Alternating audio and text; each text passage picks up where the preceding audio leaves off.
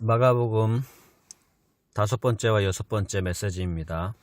오늘 본문은 너무 길어서 건너뜁니다. 지난주에 못 올려서 두 개를 합쳐서 하도록 하겠습니다. 지난 시간에 세례 요한의 요단강에 대한 의미에 대해 다뤘습니다. 제사장이 요단강에 들어갈 땐 하나님의 약속을 어깨에 메고 요단강을 밟아야 합니다. 내 어깨에 무엇이 있는지 살펴보시기 바랍니다. 현실의 무게가 어깨를 짓누를 때가 있죠. 돈의 무게가 우리를 짓누를 때가 있습니다. 또는 사람들과의 관계에서 스트레스를 받습니다. 왕 같은 제사장으로 살아가는 성도의 어깨엔 하나님의 약속이 있어야 합니다. 언약을 메고 요단강을 밟아야 합니다. 돈의 흐름에 발을 담궈야 합니다. 돈은 버는 게 아닙니다. 돈의 흐름 안에 내가 들어가야 합니다. 내가 돈 안에, 돈이 내 안에 들어올 때 돈의 흐름과 함께 할 수 있습니다. 그런데 이게 쉽지 않습니다. 누구나 그냥 돈을 소유하고 싶지 그 엄청난 흐름에 자신을 담기기는 원하지 않습니다. 마치 요단강 앞에 제사장들처럼 말입니다. 그래서 난 예루살렘 성전에 고고히 우아하게 앉아 있을 테니까 니들이 열심히 일해서 재물 가져와라. 이렇게 합니다. 돈의 흐름은 현실입니다. 그리스도인은 이 흐름 속에 하나님의 약속을 메고 들어가는 삶입니다. 돈을 메고 하나님의 약속을 짓밟는 게 아니라 언약을 메고 돈의 흐름을 정복하는 것입니다. 이것이 왕같은 제사장으로서 그리스도인의 사명입니다. 자, 오늘 본문부터는 드디어 예수님이 제자들을 찾아가십니다. 이 부분이 정말 중요합니다. 로마 황제는 전 세계로 지령을 보내 누구누구 로마 왕궁으로 와라 합니다. 그런데 하나님은 보좌에 앉으셔서 니들이 와라 이러지 않으시고 발벗고 나서서 아무도 모르는 갈릴리로 찾아가십니다. 이것이 우리가 바라보는 리더십의 끝장판입니다. 영원토록 함께할 제자들을 찾아가시는 예수님의 마음을 한번 생각해 보시기 바랍니다.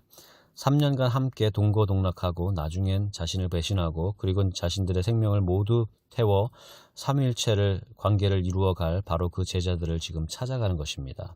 지금부터 그 전설의 시작입니다.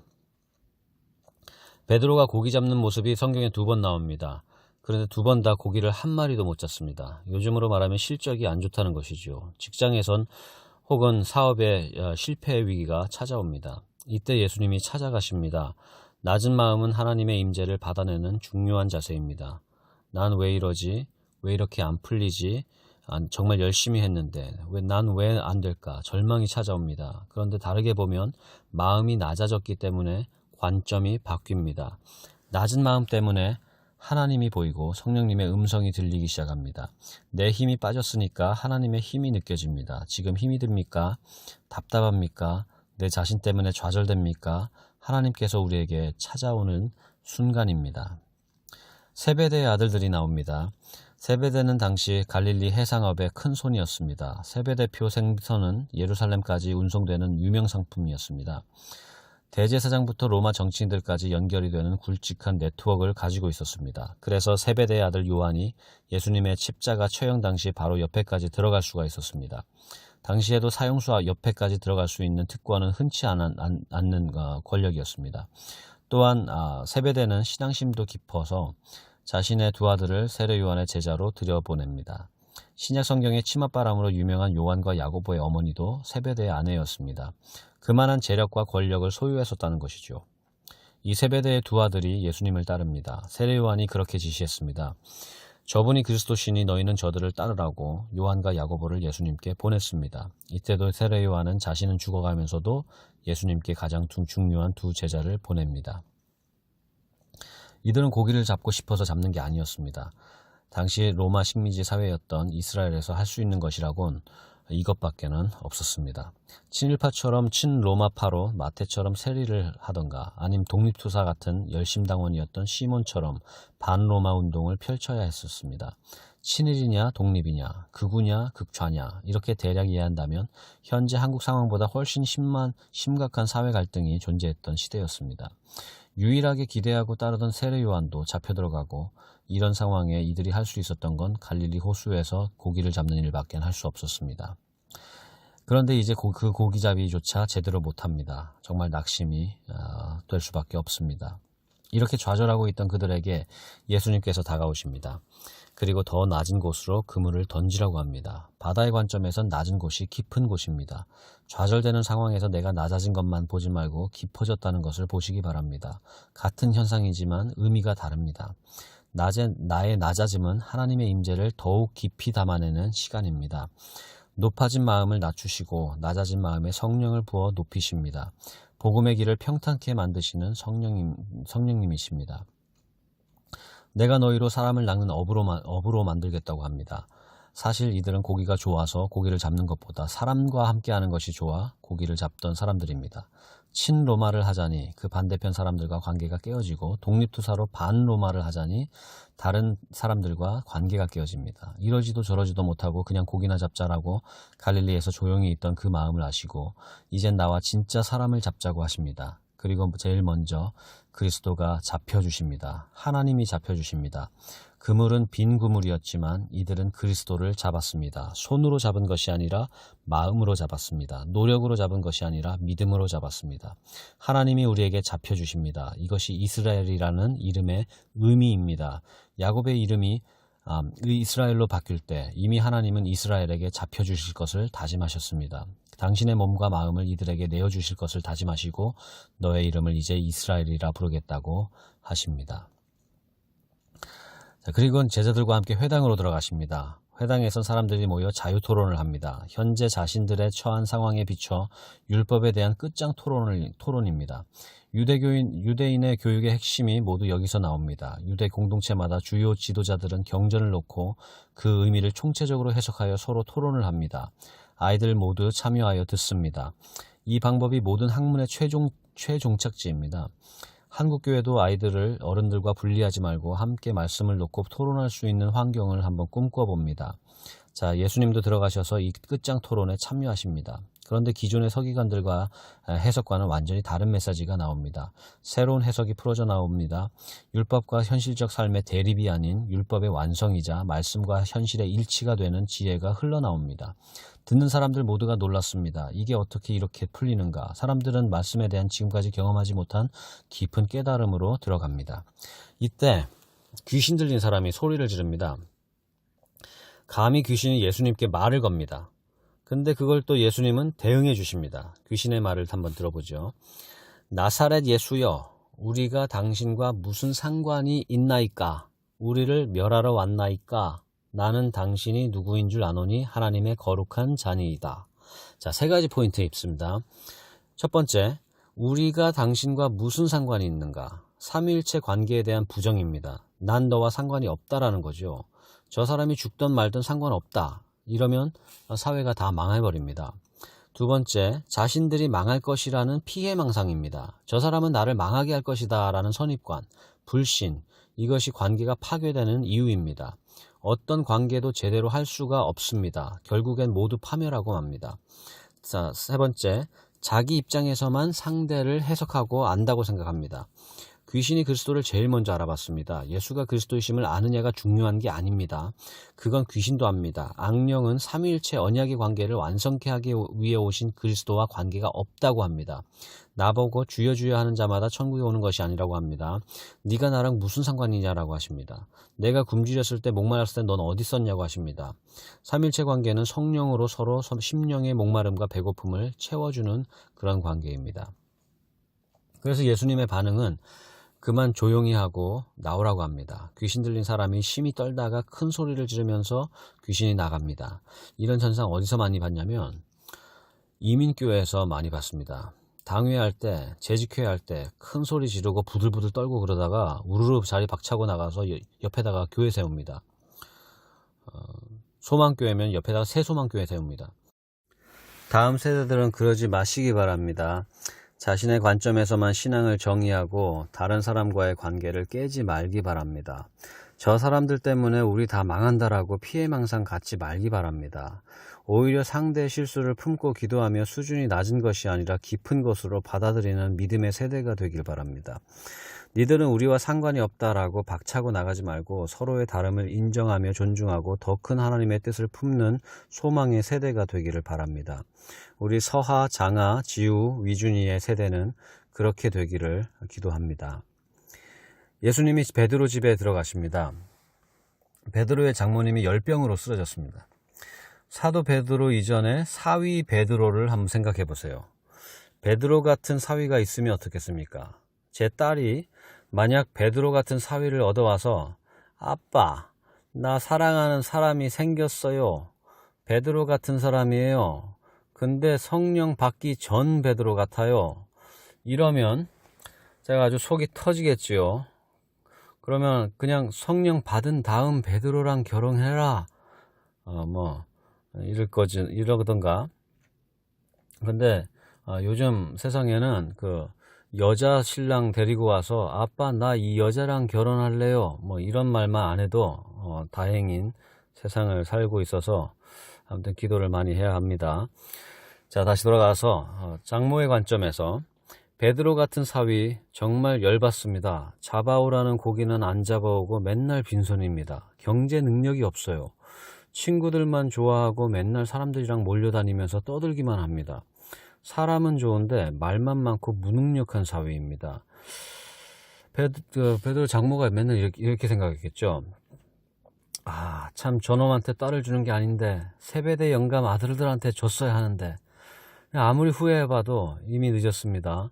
근데 오늘은 생선을 엄청 많이 잡아와서 동네 사람들을 다 불러드립니다. 안 그래도 몸이 쑤시고 여기저기 아픈데 사람들이 때로 몰려와서 시끌시끌 머리가 너무 아픕니다.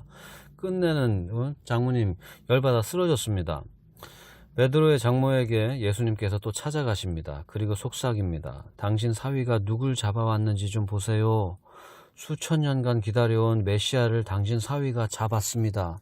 이스라엘이 그 기다리던 그 메시아를 당신 사위가 잡아왔습니다. 비록 고기는 잘 못 잡던 사위였지만 그리스도를 잡은 어부입니다. 당신의 사위는 이 시간을 위해 준비했어요. 이제 걱정 말고 일어나세요. 그동안 능력 없는 사위 잘 참고 키워줘서 고맙습니다. 이젠 나와 함께 사람을 잡는 어부로 사용될 것입니다. 이 모든 얘기가 이 짧은 순간에 펼쳐집니다. 베드로의 장모를 바라보는 예수님의 눈빛에서, 그리고 자신의 손을 내밀어 장모의 손을 잡아주는 그 순간에 모든 것이 함축해서 펼쳐집니다. 이걸 어떻게 하느냐? 성령님과 부모와 자녀 사역을 이렇게 해보신 분들은 이 느낌이 뭔지 다 아실 겁니다. 자, 병든 자를 고치시고 귀신들을 내쫓습니다. 이것은 천국 현상입니다. 성전을 청소하고 온전케 하십니다. 우리의 영과 혼과 육은 성전 패러다임으로 지어졌습니다. 삼위일체 하나님을 담아내는 성전이 그 목적입니다. 망가진 성전의 보수는 이스라엘의 염원이었고 민족의 사명이고 이스라엘은 성전을 위해 살아갑니다. 근데 이게 헬라 시대를 지나며 소크라테스, 플라토, 아리스토텔레스에 의해 정신적 메커니즘으로까지 확장됩니다. 하나님께서 신구약 중간사의 선지자들을 부르시지 않고 잠시 헬라 문화를 다루십니다. 구약의 히브리 성전 문화에서 이제는 이방의 빛으로 전 세계를 향한 성전 패러다임을 위해 헬라 문화를 사용하십니다. 그리스어는 고대와 현대어가 있습니다. 고대 헬라어는 사장되어 버렸습니다. 더 이상 새로운 의미가 만들어지지 않는다는 것입니다. 그래서 완벽하게 보존이 됩니다. 그리고 이 언어의 사용법은 견고한 철학적 체계로 현대 과학 기술 문명까지 중심 기반이 되었습니다. 바로 이 언어가 신약 성경이 쓰여진 고대 헬라어입니다. 영구토록 보존되며 그 의미와 구조가 고대 철학이란 이름으로 로마와 대영 제국까지 이어지는 엄청난 영향으로 현재까지 전해져 내려오는 것입니다. 구약 히브리 문화에선 성전이 핵심이었습니다. 이것이 헬라 문화로 이어지면서 무엇으로 컴파일링 되느냐? 바로 믿음입니다. 구약의 성전이 신약의 믿음입니다. 히브리서를 한번 보세요. 계속 구약적 관점에서 성전 패러다임 이야기하다가 11장에 와서 믿음은 바라는 것의 실상이요 라고 시작합니다. 구약의 정교한 성전 패러다임의 메커니즘이 헬라 문화로 넘어와선 믿음이라는 내면적 성전 메커니즘을 구성하기 위해 소크라테스와 플라톤, 아리스토텔레스를 사용하십니다. 마치 현재로 비유하자면 오프라인 건축 부동산을 개발하던 우리 부모 세대 이후에 저희 같은 온라인 세대인 인공지능을 설계하는 패턴과 같습니다. 히브리 구약이 성전의 하드웨어였다면 헬라 문화의 신약은 성전의 소프트웨어 같은 것입니다. 그래서 이 성전이 믿음이고 믿음이 성전입니다. 이게 AI의 컴파일링 같은 것입니다. 그리고 믿음, 소망, 사랑은 셋이면서도 하나이고 하나이면서도 셋입니다. 마치 성전뜰, 성소, 지성소 같은 패턴입니다. 믿음의 주요, 우리를 온전케 하시는 주를 바라보라고 합니다. 이것이 성전 패러다임의 완성입니다. 하나님의 나라는 결국 성전 패러다임의 완성을 뜻합니다. 그리고 신약에 와서는 믿음의 완성입니다. 이것을 온전한 믿음이라고도 부릅니다. 바울은 온전한 믿음, 사도 요한은 온전한 사랑이라고 또 표현합니다. 이것이 구약의 이스라엘이 꿈꾸던 온전한 소망이었습니다. 그리고 이스라엘의 사명이었습니다. 다시 정리합니다. 자, 병을 고치고 귀신을 내쫓는 사역은 바로 이 성전을 온전케 하는 사역입니다. 병은 육신이고 육신을 고치는 거고, 귀신 쫓는 것은 영적인 것이라며 혼은 뭘까요? 지정의로 볼 수 있습니다. 온전한 지성과 감성 그리고 의지가 삼일체적으로 구현되는 상태가 혼의 완성입니다. 그리스도인의 교육의 목표는 이렇게 돼야 합니다. 그러나 한 명의 개인이 이것을 온전히 다 이루기는 불가능합니다. 그래서 양육 공동체가 필요합니다. 그리스도를 머리로 삼일체적 커뮤니티를 통해서만이 이런 온전한 영혼육의 성장이 가능할 수 있습니다. 이제 마지막 마가복음 1장의 결론입니다. 문둥병 이야기로 마치겠습니다. 문둥병은 신경에 염증이 생겨서 온몸이 썩어 문드러지는 무서운 병입니다. 구약에서 문둥병은 그냥 질병하고는 다릅니다. 이것은 하늘이 내린 병이었습니다. 죄로 인해 언약 공동체에서 분리되는 하늘의 심판이었습니다. 그래서 문둥병이 걸리면 무조건 유대 공동체에서 퇴출됩니다. 아무도 만날 수 없고 예배는 물론 가족들과도 생이별됩니다. 평생을 하나님께 저주받아 처참하게 죽어가야 하는 병이었습니다. 문둥병자가 거리에 나타나기라도 하면 사람들은 돌을 집어들어 던집니다. 죽으라고 던집니다. 문둥병자와 접촉이라도 하면 자신도 불리하기 때문입니다. 공동체에서 관계가 깨어지는 이유는 상대의 마음을 헤아리지 못할 때입니다. 마음의 신경들이 죽었을 때입니다. 열심히 일만 하다 보니 나도 모르게 마음의 신경이 다 죽어버릴 때가 있습니다. 때론 사랑하는 사람들을 지키기 위해 내가 희생하다 보니 모두 받아내다 보니 그렇게 무뎌져서 결국 아무것도 못 느끼고 마음이 죽어갈 때가 있습니다. 아무리 노력해도 상대는 내 마음을 몰라주고 답답할 때가 있습니다. 내가 문딩인지 저게 문디 가시나인지 헷갈립니다. 그런데 우리의 본능은 결국 상대를 향해 돌을 던지게 됩니다. 서로에게 돌을 던집니다. 1장 40절에 이 문둥병자가 예수님께 이제 나옵니다. 문둥병자가 사람들 사이를 지나갑니다. 사람들은 경악을 합니다. 소리를 지릅니다. 돌을 집어들어 치려다가 예수님을 쳐다봅니다. 예수님의 시선은 이 문둥병자를 바라봅니다. 사람들은 돌을 차마 던지지 못하고 예수님과 문둥병자를 번갈아서 봅니다. 그리고는 슬금슬금 물러납니다. 지금 이 문둥병자는 자신의 목숨을 걸고 예수님의 발 앞에까지 자신의 썩은 몸을 이끌고 기어가고 있습니다. 그리고는 쓰러지듯 예수님의 발 앞에 엎드립니다. 그리고는 이렇게 말합니다. 주님이 원하시면 저를 깨끗게 하실 수 있습니다. 내가 이런 더러운 문둥병이 걸린 게 하나님이 저주해서 그렇다고 합니다. 사랑하는 가족과 헤어지고 홀로 외로이 죽어갑니다. 이것이 하나님이 원하시는 겁니까? 이것이 나를 향한 하나님의 뜻입니까? 하나님 어떻게 나를 이렇게 버립니까? 어떻게 이럴 수가 있습니까? 하나님 이 잔을 내게서 거두어 주시기 바랍니다. 하나님이 정말 원하신다면 저를 깨끗하게 하실 수 있습니다. 라는 의미에 다 담겨있는 이 사람의 마음입니다. 이 문둥병자를 바라보는 예수님의 마음이 어땠을 것 같습니까? 예수님 마음 무너집니다. 이 구절을 헬라 원어로 보면 그냥 불쌍히 여기는 정도가 아니라 마음이 너무너무나 아파서 무너져 내리는 것 같은 마음입니다. 그리고 절대 만지면 안 되는 이 문둥병자에게 예수님이 손을 댑니다. 최고로 강력한 바디 랭귀지입니다. 이 사람 지금 문둥병 걸린 이래로 아무도 자신의 몸에 손을 갖다 댄 사람이 없습니다. 다들 피하느라고 급급합니다. 문둥병자도 놀래고 제자들도 놀래고 사람들도 놀래고 이럽니다. 만졌어? 어떡해? 다들 이러고 있습니다. 문둥병자는 지금 하나님이 자기를 고쳐주지 않을 것이라고 생각합니다. 왜냐하면 사람들이 모두 다 그렇게 말했으니까요. 그런데도 목숨을 걸고 딱 한 번만 예수님께 나와서 만나보고 싶었습니다. 자, 손을 댄다는, 예수님이 지금 손을 댄다는 것은 이런 의미입니다. 아닙니다. 하나님이 당신을 저주하지 않습니다. 당신을 향한 하나님의 뜻은 저주가 아니라 축복입니다. 사랑하는 사람들로부터 끊어지는 것이 아니라 행복하게 영원히 함께 사는 것입니다. 그러니 이제 그만 저주해서 나오기 바랍니다. 그 증거로 내 손을 당신의 몸에 연결합니다. 당신은 이제 깨끗합니다. 그리고는 하나님의 아들이자 삼위일체 하나님의 현현이신 그리스도가 선포하십니다. 내가 원합니다. 이제 깨끗함을 받으세요. 이것이 하나님이 이 사람을 향해 진정으로 원하는 것이었습니다. 문둥병자에게 손을 대고 깨끗함의 선포를 한다는 것은 결국 이 모든 저주를 홀로 외로이 십자가에서 짊어지고 죽어갈 예수님의 부르짖음이 됩니다. 하나님, 하나님 어떻게 나를 버리십니까? 이게 하나님이 원하시는 겁니까? 이렇게 나를 버리십니까? 십자가는 삼위일체 관계가 깨어지는 유일한 순간이었습니다. 영원한 반석처럼 견고한 하나님의 언약의 관계가 깨어졌습니다. 만세 반석 열리니 내가 들어갑니다. 예수님의 몸이 깨어지고 영원한 삼위일체 관계가 깨져서 그 안에 우리가 들어갑니다. 그렇게 문둥병자는 깨끗함을 얻었습니다. 그가 상함으로 우리가 나음을 얻고 그가 버림받음으로 우리가 영원한 관계로 들어갑니다. 이것이 언약의 핵심이고 우리를 향한 하나님의 약속입니다.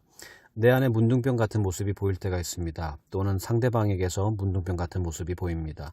도무지 내 마음을 몰라주고 도저히 상대의 마음이 느껴지지 않을 때가 있습니다. 그땐 사람들처럼 돌을 집어 던지려 하지 말고 피하지 말고 예수님처럼 손을 가져다 대는 것입니다. 하나님은 우리가 원하는 것을 주시기 원하십니다. 우리를 찾아오시고 먼저 손을 내미십니다. 우리가 귀를 막는 것이고 눈을 감아버리는 것입니다. 축복을 축복으로 보지 못하고 나를 해치려는 사람들로 보는 선입관에서 벗어나야 합니다. 낮은 것이 아니라 깊은 것뿐입니다. 저주가 아니라 축복입니다. 그리고 이 믿음으로 상대에게 내 삶을 연결합니다. 하나님, 내 눈엔 저주 같아 보여도 하나님은 우리에게 축복을 주시는 줄 믿습니다. 지금 모습이 아무리 봐도 나에게는 불리하고 망할 것처럼 괴로운 상황일지라도 믿음의 눈으로 바라봅니다. 이 상황을 통해 나를 깊이 만드시고 하나님의 임재를 깊이 경험하는 순간임을 믿습니다. 혼돈과 공허와 어둠이 깊음 위에 있을 때 그 순간에 우리의 눈물 안에 성령님 찾아오셔서 우리를 품어주시는 줄 믿습니다. 창조의 순간인 줄 믿습니다. 빛이 시작될 줄 믿습니다. 어둠에서 빛으로, 절망에서 소망으로, 사망에서 생명으로, 저주에서 축복으로 보라 내가 새 일을 행하노라라고 선포하시는 창조주 하나님을 우리는 믿습니다. 이 믿음으로 우리 앞에 놓인 사람들에게 우리의 손을 얹습니다. 삶을 연결합니다. 하나님의 마음으로 바라봅니다. 그리스도 안에서 사랑합니다. 성령의 커뮤니티를 일으켜 주시기 원합니다. 우리 자녀 세대가 그리스도의 몸으로 일어나길 원합니다. 한국의 혼란과 어지러움이 더 깊은 하나님의 능력을 담는 기회가 되길 원합니다.